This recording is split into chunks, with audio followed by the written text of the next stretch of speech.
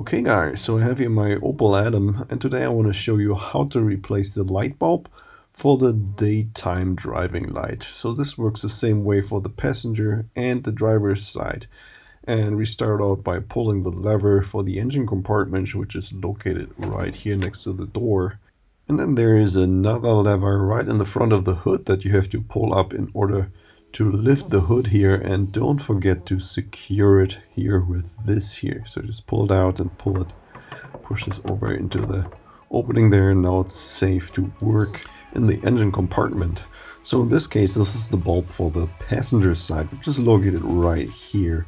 Now if we look on the side here, you see here this little thing here sticking out, and you can actually turn this here, so counterclockwise just a little bit.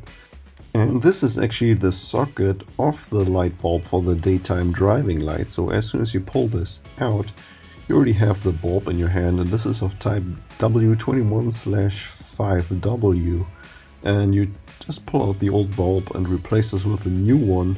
And you just want to make sure that you don't touch the glass here with your fingers or get any other grease on it, because it will reduce the lifespan of the new bulb.